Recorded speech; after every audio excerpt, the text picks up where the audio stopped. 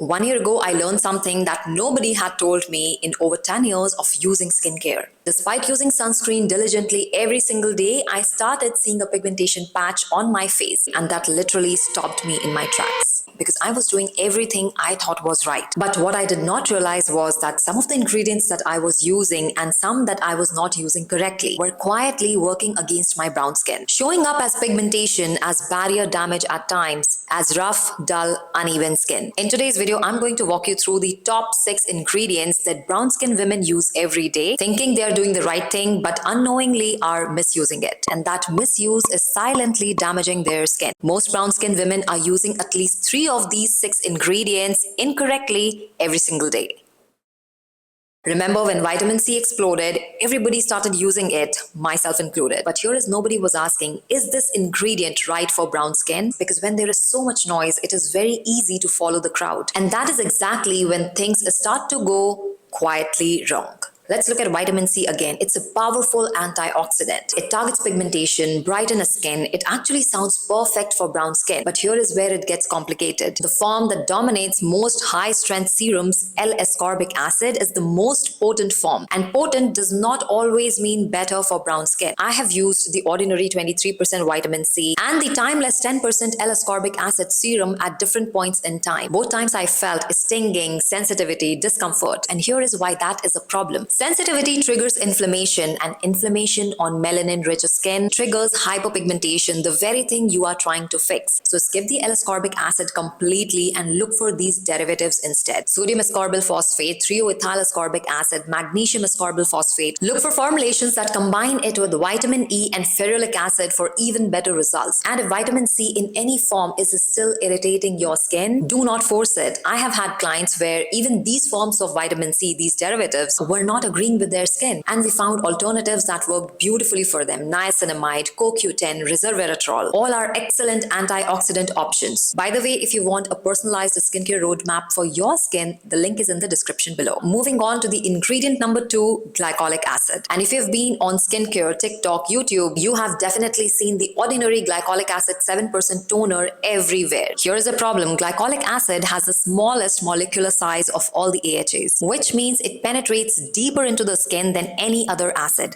And for melanin-rich skin, that depth of penetration can trigger inflammation for some. And inflammation, as we just discussed, leads to post-inflammatory hyperpigmentation. So does that mean brown skin should avoid it completely? From my experience, not necessarily, because formulation matters enormously. Take the L'Oreal glycolic acid serum, for example. This one is formulated with niacinamide, 3-o-ethyl ascorbic acid, amino acids, barrier-supporting ingredients, antioxidants, and emollients. That entire formulation is working to deliver the glycolic acid benefit while protecting and supporting the skin around it. I have used this one personally, and it genuinely improved my skin texture and helped fade new dark spots and pigmentation. So the rule with glycolic acid for brown skin is this: do not use it in isolation at high concentrations. Look for it in a well-rounded formulation that buffers the irritation potential, or use lactic or mandelic acid, and remember, use these at night only. Moving on to the third ingredient, which is sunscreen. Now I know you might be thinking sunscreen, but sunscreen is the most important step in any skincare routine, and I completely agree with that. I will never tell you to skip sunscreen. Any broad spectrum sunscreen will protect you from UV damage. It will help prevent fine lines, sagging, collagen degradation. All of that is true, but if you're brown skin and you are dealing with hyperpigmentation, a regular non-tinted sunscreen is only doing half the job. Here is why. Visible light, not just UV rays, is a known trigger for hyperpigmentation in melanin-rich skin, and a regular sunscreen does not block visible light. A tinted sunscreen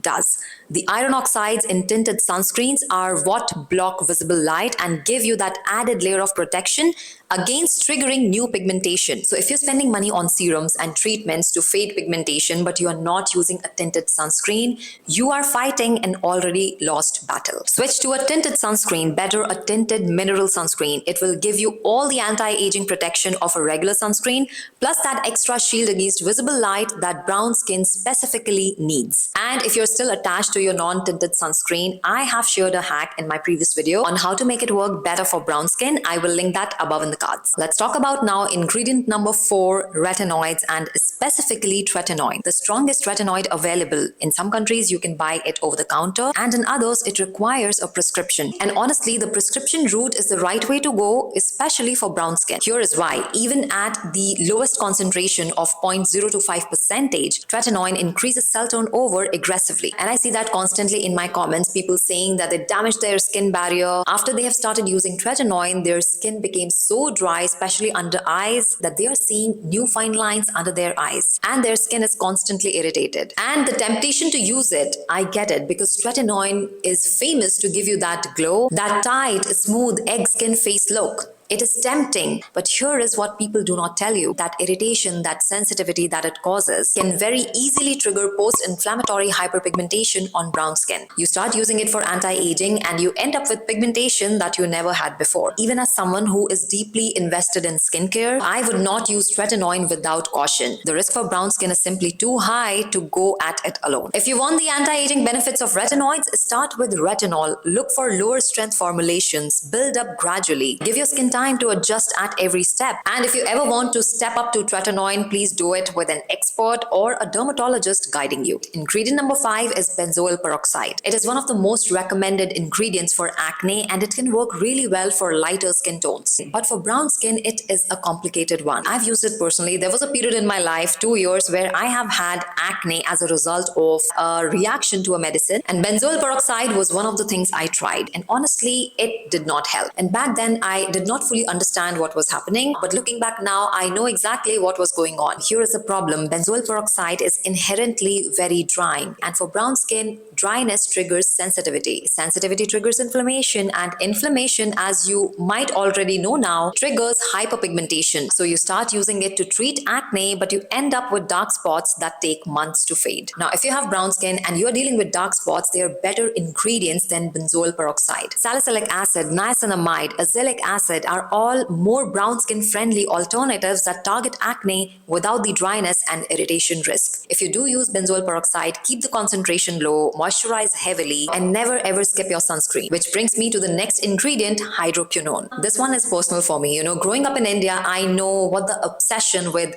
having lighter skin feels like. I've been there myself, and hydroquinone is one of the ingredients that marketed heavily towards brown skin women specifically, because it is a skin lightening agent. Thankfully, I personally never used it, and there is a very good reason for that. Hydroquinone is not an ingredient you should be using on your own without a dermatologist supervising you, because if you use this long term without proper guidance, you can end up having severe hyperpigmentation, the exact opposite of what you're trying to achieve. It can also cause these bluish black darkening of the skin that is extremely difficult to reverse as per what studies suggest. If you feel you need hydroquinone for a specific skin concern, please see a dermatologist. This is not a buy it off the shelf and figure it out yourself ingredient. Not for brown skin, not for any skin. Here is the thing, for us brown skin, the damage often shows up as pigmentation, dry patches, sensitivity, bumps, or rough texture. All of these are your skin sending you the same message. Something is not working for your skin, and for brown skin, any unresolved inflammation, no matter how mild it seems in the moment, will eventually show up as pigmentation. It is not a question of it is a question of when. The goal is to stop choosing ingredients that work against your skin in the first place, because brown skin is not a difficult skin. It is just a skin that needs the right ingredients and right treatments. Before I go, I have put a free damaged barrier repair guide. It will help you identify the signs, spot the mistakes you might be making, and know exactly what to do to fix it. It is free to download, and the link is in the description. And that's all for today's video. I'll see you guys in my next one. Until then, stay tuned, stay beautiful.